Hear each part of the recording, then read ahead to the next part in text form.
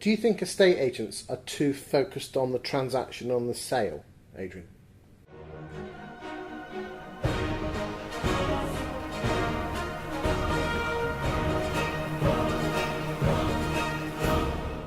Yes, I do. I think our opportunity is to change people's lives and help people move on with their lives. And actually, we spend too long just thinking about selling their houses. Do you think we obsess too much about market share and how big our right moving telegraph is and things like that? Yeah, totally. And when do we ever talk about customer service? Well, we don't, do we? No. Oh, you can sit in many estate agents' boardrooms for a long time without ever talking about the customer. I mean, my biggest bugbear is that, I mean, with the utmost respect, even your website, I think every estate agent's website, if you just change the colours, and they're all the same. Change the colours, change the font, home, buy, sell, rent, about us, click here to find out list of offices. We're all the same. How do agents differentiate themselves then? I don't think they have. I think you're exactly right. I think in the past agents haven't differentiated themselves, but yet Purple Bricks have come in and been so successful by offering something completely different. And I think that's a gift of education for us, because in our business it's challenged us to think about how we can do things differently, how we can differentiate ourselves from everyone else on the high street apart from Purple Bricks.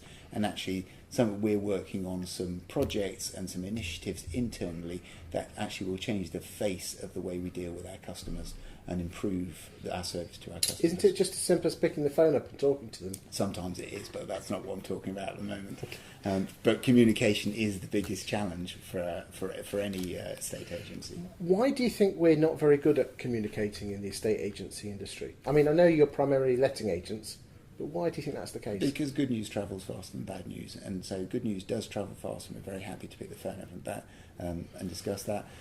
Actually, it's hard to pick up the phone to a vendor and say, I've got some interest but not very much, and I haven't got any viewings for you, I haven't got the offer you want. And so bad news travels slowly, but even just as bad, no news doesn't travel at all. And actually what our customers want to hear is an update of what we're doing, because actually they question whether we're doing any activity, which of course we are. Do you think we as an industry should be talking to our vendors more, getting the prices down a bit more? Because let's be honest, there's a lot of people out there that are a bit guilty of overvaluing to get the business.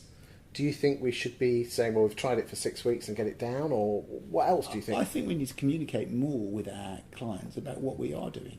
So every time I go to a morning meeting in one of our branches, I find a dedicated team that are discussing every property in our register, every viewing, every client contact, and working out how to optimise each of those on behalf of our vendors. And actually, I always end up thinking, gosh, if our vendor knew and understood that we were doing that for them every day, they would value our service more. But actually, do you think we're not telling our story? We're not telling our story. We're not calling up and saying, actually, we discussed you for 15 minutes this morning and we've come up with these ideas for your property, and as a result of that, we're doing all these things. I mean, a friend of mine, a chap called Chris Arnold, said that we are on the high street, but what we actually end up doing is going to people's houses. Maybe we should actually be getting the vendor into the office first and then doing the appointment afterwards. What do you think to that idea? I think it'd be hard to persuade vendors to come to the office first. I think the natural place is to go to the house, to talk about the house so you can understand the house, and you know, if you want to sell the house, describe to the vendor why you love their house. Do you think we're guilty as an industry that we should be inviting our vendors in a bit more, probably post-valuation or once they've got the house on the market? I don't know whether vendors want to come to our branches. I think there are enough communication methods. Should we have high street branches then? I think it's really important to have high street branches. What's the point of having a high street branch if no one's visiting? I think our teams value the high street branch. We provide a number of services from our branch, so it's not just lettings from our branches or sales.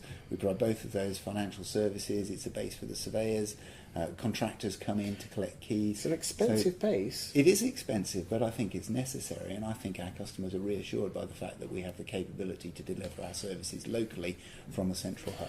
But that's a big rent roll every quarter that you've got to pay. Although is the staff the staff must be your biggest cost?